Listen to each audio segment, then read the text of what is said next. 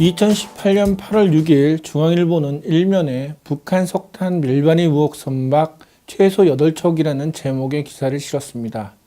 중앙일보는 유엔 안보리 제재 대상인 북한산 석탄을 실은 선박들이 우리 항구를 수십 차례 오갔다고 보도했는데요. 그로부터 일주일 뒤인 2018년 8월 13일 중앙일보는 다시 북석탄 반입 선박 4척 입항 금지, 제재 뚫린 뒤 뒷북이라며 관련 기사를 또다시 보도했습니다. 그러나 중앙일보의 보도는 오보였습니다.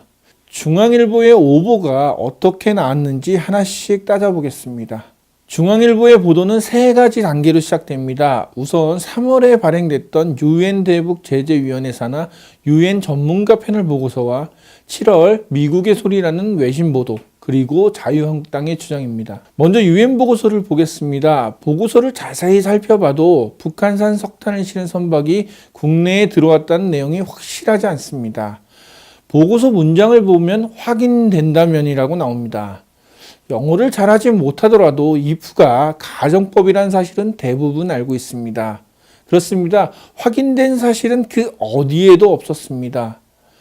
보고서를 처음 인용해 보도한 것은 미국 연방정부가 운영하는 미국의 소리입니다. 7월 17일 함지아 기자는 유엔 북한 석탄 한국서 환적, 석탄 세탁의 한국 이용 확인이라며 오보를 냅니다. 자유한국당은 북한 석탄이 한국에 들어왔다는 오보만 믿고 선박들이 북한 석탄뿐만 아니라 정유 등을 북한에 실어 날렸다고 주장했습니다. 하지만 이 또한 정확한 사실이 아니었습니다. 그저 관련 선박들이 한국에 입출항했다는 내용만이 근거였습니다. 보고서를 제대로 보도하지 않은 언론 탓에 정치 쟁점까지도 시작됐습니다.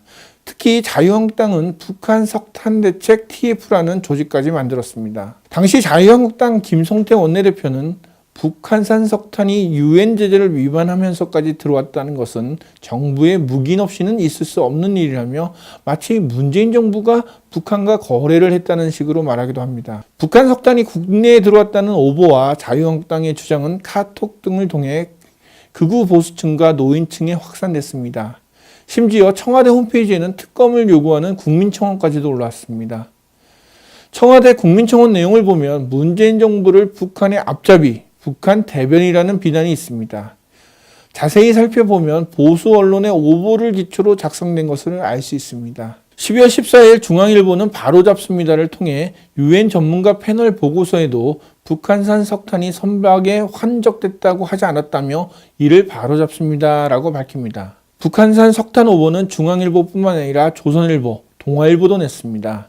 보도량을 보면 조선일보는 69건, 중앙일보와 동아일보는 각각 49건이었습니다. 100건이 넘는 오보가 나왔지만 12월 19일 기준으로 정정보도는 중앙일보 단 한 건뿐이었습니다. 문재인 정부를 가리켜 안보는 생각하지 않고 북한과 거래하거나 막대한 돈을 퍼주고 있다는 식의 가짜뉴스가 여전히 나오고 있습니다. 아직도 북한산 석탄이 한국에 들어왔다고 믿는 사람도 있습니다. 문재인 정부를 근거 없이 비난하는 가짜뉴스가 확대 재생산되는 배경에는 조중동의 오보가 있다고도 볼 수 있습니다.